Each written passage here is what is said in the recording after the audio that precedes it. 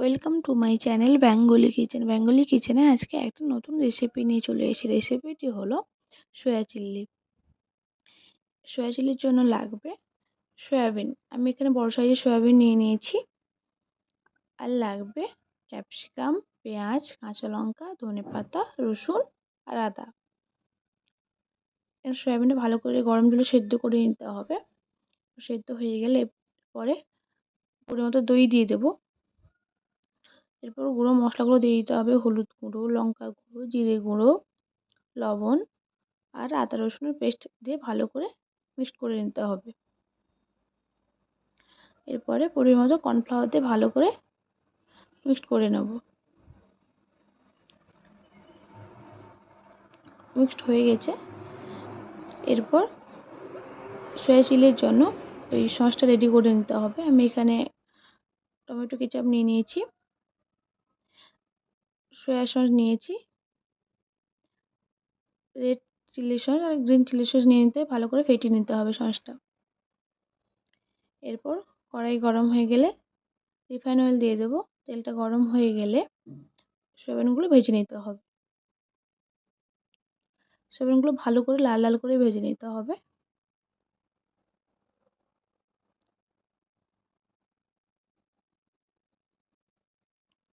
এই রেসিপিটা দেখবেন রুটি, লুচি, পরোটা, ফ্রাইড রাইস, পোলাও সব কিছুর সঙ্গে ভালো লাগবে খেতে। আপনারা অবশ্যই বাড়িতে বানিয়ে দেখবেন, খুবই ভালো লাগবে খেতে। এভাবে লাল হয়ে গেলে তুলে নেব সয়াবিনগুলো। কড়াই গরম হয়ে গেলে একটু পরিমাণ সাদা তেল দিয়ে দেবো। তেলটা গরম হয়ে গেলে রসুন কুচি দিয়ে দেবো আর আদা কুচি দিয়ে দেবো।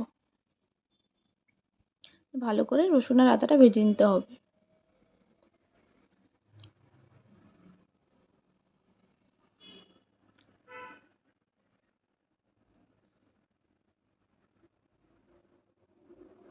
এই রেসিপিটা খুব বেশি সময় লাগে না, চটজলদি হয়ে যায়। লাল লাল হয়ে এলে রসুন আর আদাটা, এরপরে ক্যাপসিকাম আর কাঁচা লঙ্কা, পেঁয়াজটা দিয়ে দেবো। ভালো করে এর সবজিগুলো ভেজে নিতে হবে।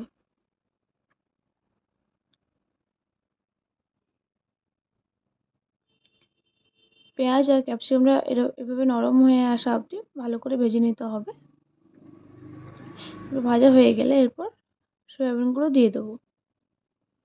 সয়াবিন আর সবজিগুলো কিছুক্ষণ আমরা ভেজে নেব।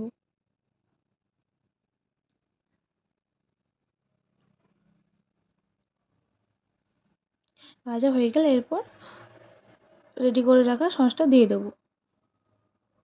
সসটা দিয়ে ভালো করে কিছুক্ষণ মশলার সঙ্গে মিশিয়ে নিতে হবে।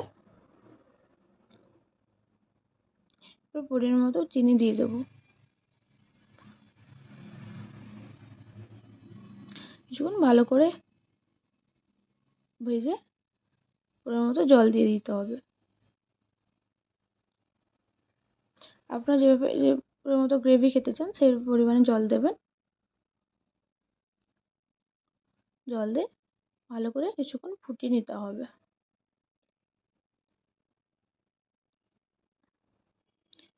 এরপর 1 চামচ মতো আমি এখানে গোলমরিচ গুঁড়ো দিয়ে দিয়েছি।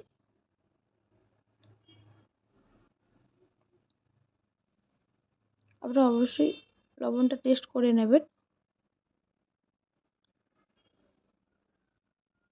কিছুক্ষণ ভালো করে ফুটে আসা অবধি আমাদের এইভাবে রান্নাটা করে নিতে হবে।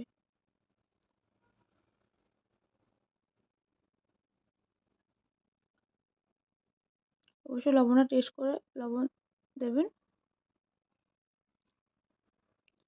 আমাদের রেসিপিটা কেমন লাগলো অবশ্যই কমেন্ট করে জানাবেন। যদি ভালো লেগে থাকে অবশ্যই লাইক এন্ড সাবস্ক্রাইব করে দেবেন।